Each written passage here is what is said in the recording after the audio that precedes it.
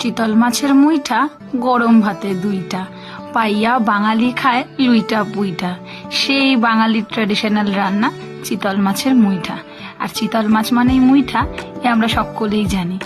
তো বাবা নিয়ে এসছে আজ চিতল মাছ, একটা একটু ছোট আর একটু বড়। সেটাকেই ছাড়ানো চলছে, দেখতেই পাচ্ছেন।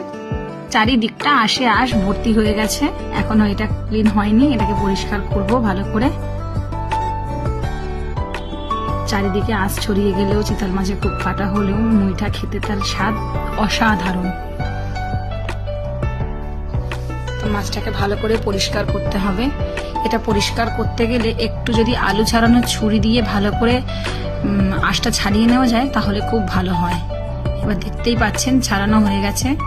একে একে চামচ দিয়ে কাচিয়ে কাচিয়ে মাছগুলোকে বের করে নেওয়া হচ্ছে যাতে কাটা না থাকে।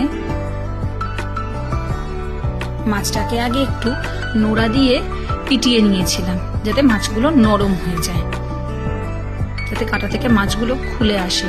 সেটা আর দেখানো হয়নি। তো যাই হোক, তবে পেটি আর গাদা আমি আলাদা করতে পারিনি, যেহেতু এটা বাড়িতেই আমি ছাড়িয়েছিলাম। নিজে নিজে যতটুকুনি সম্ভব ততটুকুনি পুরোটাই চেষ্টা করেছি এটা করে নেওয়ার। দেখতেই পাচ্ছেন ভেতরে ছোট ছোট আঁশ রয়েছে, তো সেটাকে ভালো করে বেছে নিচ্ছি। বেছে মাছটাকে আলাদা করে নিচ্ছি কাঁটা থেকে। এই যে এতগুলো মাছ বেরিয়েছে। এবার দিয়ে দেবো একটা ছোট্ট আলু সিদ্ধ, ভালো করে ম্যাশ করে নিতে হবে মাছটার সঙ্গে।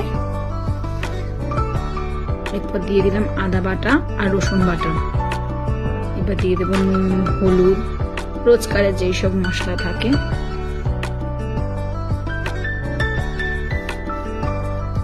দিয়ে ভালো করে মাখিয়ে নিচ্ছি। আর অন্যদিকে বসিয়ে দিয়েছি একটু জল গরম। এবার হাতের মধ্যে তেল মেখে নেব। একে একে মুইঠাগুলো গড়ে নিয়ে গরম জলের মধ্যে দিয়ে দেব। একটু ফুটে উঠলেই একে একে এবার সব নামিয়ে নেব মুইঠাগুলো। দিয়ে দিয়েছি কড়াইতে গরম তেল। তেল গরম হয়ে এলেই ছেড়ে দিতে হবে মুইঠাগুলো একে একে। একে একে মুইঠাগুলোকে ছেড়ে দিচ্ছি, দিয়ে লাল করে ভেজে তুলতে হবে এগুলোকে। সেদ্ধ করে নিলে ভেঙে যাওয়ার একদমই ভয় থাকবে না। আবার আরেকটা স্টেপ দেব, দিয়ে ভালো করে লাল লাল করে ভেজে নেব। দিয়ে তুলে নিয়েছি।